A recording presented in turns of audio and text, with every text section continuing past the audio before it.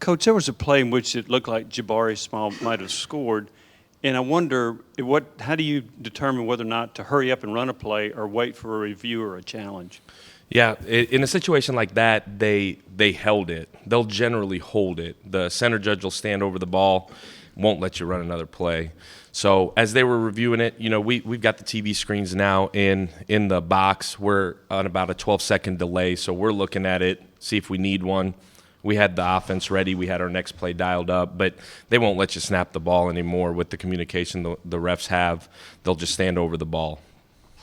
But how do you decide whether to challenge or not? Didn't need to challenge it because they're going to stand and hold over the ball. Any of those types of plays, they'll always review. And then, like I said, we're on a 12-second delay, so we'll be able to see it. And then we've got one guy designated in the box on each side of the ball that'll tell us, man, it's close. Like, hey, we should, if the end result isn't what we want. But obviously in that case, it looked good. There's enough angles. A game like that, there's enough angles where you can tell. In a lot of games, especially the game the other day, when you guys start, Tim Banks is bringing pressure immediately. Then your offense is scoring quickly. Then Banks is bringing pressure. What effect do you guys hope to have on the opponent in that sort of frenetic pace? Yeah, I don't have a whole lot of control over what Coach Banks is doing, although he's sitting 2 seats over and I can kind of hear it. I'm more worried about the next drive. For us, it's what we do. It's what Coach Heupel wants. It's aggressive on both sides of the ball. That's how we play. That's what the kids know. For us, we know going in, here's where we're going to go. As long as it looks like what we thought it would look like, the kids know how we're rolling and what we're doing. But really proud of the way that they started. Really proud of the start our group got. Obviously, the key when you get up like that is now you got to continue to keep your foot on the gas. And Coach Hype told us Friday we're going to be aggressive the whole time and let us be aggressive the whole time. So how much, and this would be a question, I guess, for Coach Heupel, but how much is there a partnership, you think, there, offense to defense, to have the same type of pressure approach? Yeah, I think it's just the philosophy as a program from Coach Heupel that we're going to be aggressive on both sides of the ball. We're aggressive on special teams. I think it's just what we do. The whole program is that way. We're building towards that every week, and like I said, that'd be a great question for Coach Hype. But as coordinators, for all three of us, it's an aggressive approach in everything we do. It's how we coach. It's how we recruit. It's the way this program has to be. Is that we're going to be aggressive in everything we do. I don't know if I answered your question, but we're playing fast on offense, trying to score every play. Coach, with Jalen Hyatt catching 5 touchdowns, is it just creating matchups, finding something you guys liked and kept going at it, or kind of how do you get a guy 5 touchdowns against a defense like Alabama's? Yeah, I think for us offensively, it's finding those matchups and then trying to exploit them. If you're asking if I knew he was going to catch 5 touchdowns going in that game, I don't know. I'm just so proud of who Jalen Hyatt has become. A year ago this time, I don't know that we would have sat here and said he's going to catch 5 touchdowns against Alabama. The growth within our program, I'm more proud of him in that sense than maybe anybody else within our room, because he took the challenges he was presented with a year ago, most of them brought on by himself, and just kept working. He's the same guy that every evening in the summer he's on the jugs. Every single time Hendon was out there throwing, Jalen Hyatt was who he was throwing to. And so, and I'm not singling Jalen out because Ramel is there and Cedric is there and Brew when he got here. And really that whole wideout group, Kelsey's done an incredible job of taking what we had going and just continuing to build on the culture in that room and really the culture in all of our rooms. And you don't always see the end result of that, right? You don't end up on the winning side of it. And all we talk about daily is control your process. And we talked about it again on Monday, that the only thing that matters is our process. And Jalen is a byproduct of that. And I couldn't be more proud of how he's attacked his process. And that's the result that happened. It could have happened that way, could not have. He could have reaped the rewards of it. He could not have. But long run, who Jalen Hyatt has become is totally a credit to what Coach Hype has built here in terms of we're process oriented. We just continue to plug, and the end result is what the end result is going to be. But what Jalen has done is a true example of what this program, what we have worked so hard as a whole group to build here, which is a process-based program that continues to develop young people. And I'm so proud of him and what he's been able to do. And then you see him at practice today, and it's like nothing ever happened. Like all he's working is on perfecting his craft and coaching Squirrel and coaching Jimmy Callaway and just who Jalen has become. Like if you can have that every day from an entire program, special things can happen. Coach, I know it's not just you, you're part of a team. How rewarding was it professionally to 52 points on that team, 567 yards of total offense, given the stage, given the opponent, given the stakes? Yeah, I think just rewarding is a good word. I think just the amount of work, it was an emotional end to it, and I got to see my wife and kiddos on the field right at the end of it.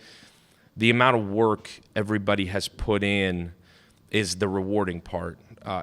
We got here January 28th, a year and a half ago, and it's been a lot of work to say the least.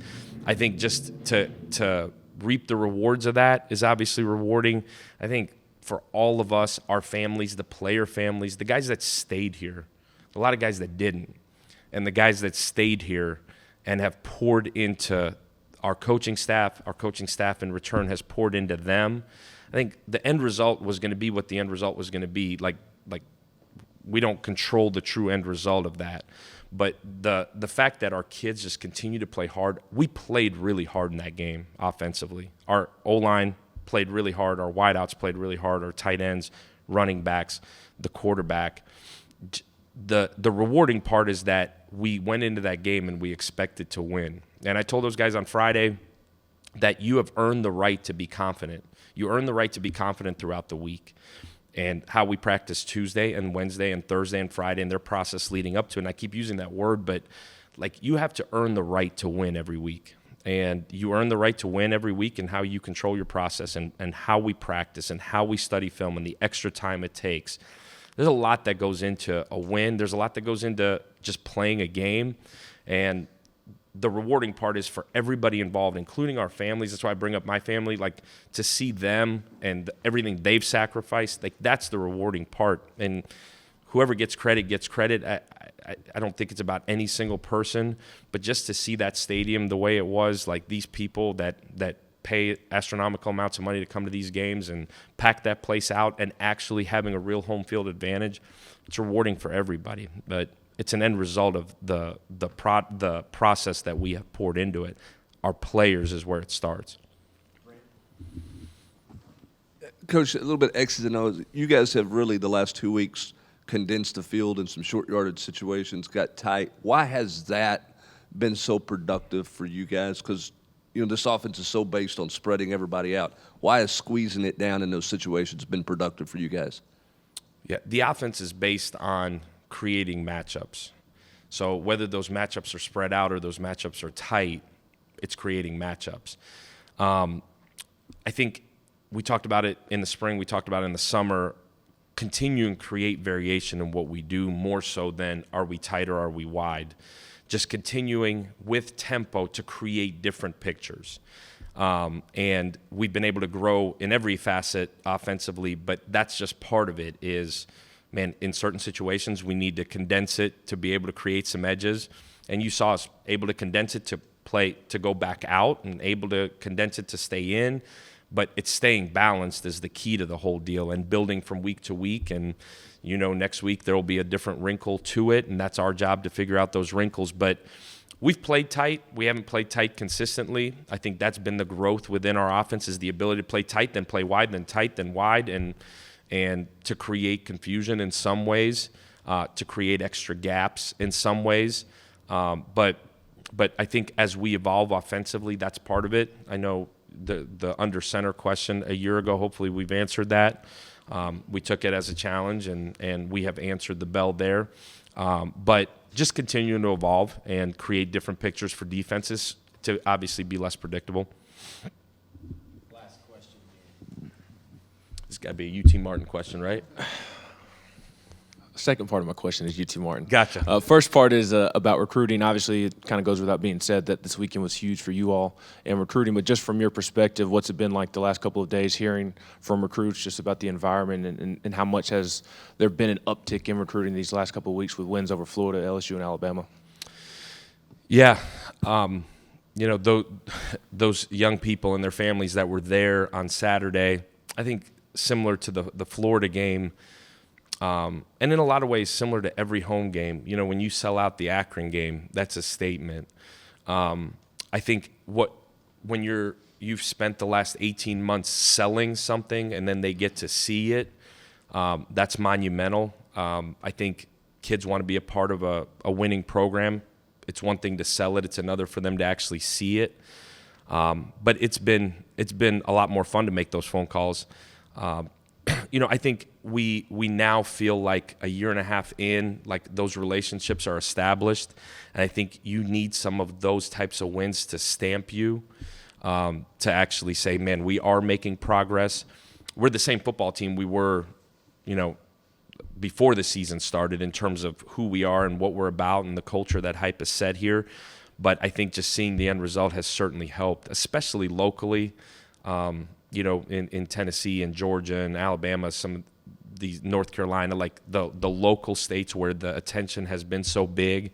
But obviously we got to capitalize and we got to continue to play well and that it's not just, man, we're on a hot streak. Like, this is who we are as a program. We need more talent. We need to fill the roster out. We need to replace key positions as we go. I think kids understand that. I think it's been monumental. UT Martin. Yeah, really excited. Big game, in-state. It'll be awesome. Thank you, guys. Go Vols.